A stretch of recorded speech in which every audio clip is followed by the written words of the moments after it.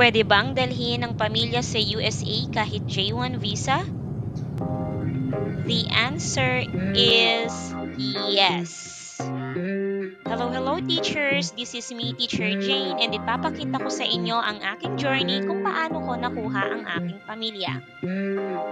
So September 2023, pinasunod ko na agad ang husband ko para makapagtrabaho din siya dito and nakarating ako dito sa Amerika last August 2023. The following year, we decided to process our children's papers and on April 2004, visa approved.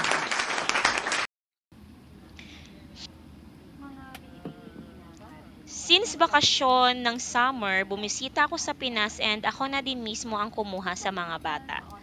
Ang sarap pala sa pakiramdam na muli kang lalapag sa bansang iyong sinilangan.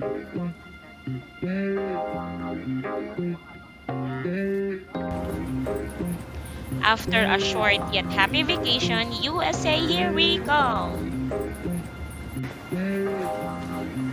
We had 9 hours flight Manila to Dubai. So by the way, this was the first time na makasakay sila ng eroplano. So super excited talaga ang mga bata that time.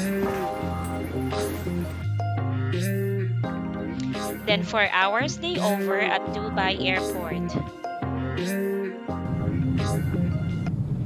And yes, almost 16 hours flight Dubai going to Miami.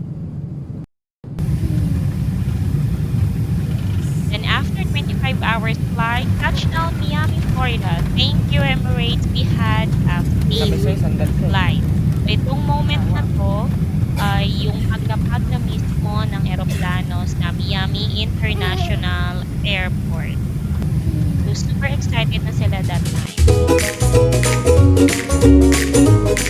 And at last, makikita na uli nila ang kanilang papa. So my husband was waiting for us that time.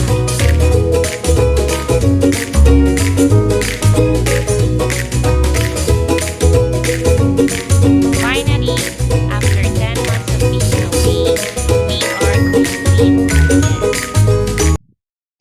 And I am so grateful and thankful to God for this opportunity and sana sa mga J1 teachers na pangarap din na makuha ang kanilang mga pamilya, ganun din ang mga aspiring teachers, ay mapagtagumpayan ninyo ang iyong ninanais. So thank you for watching.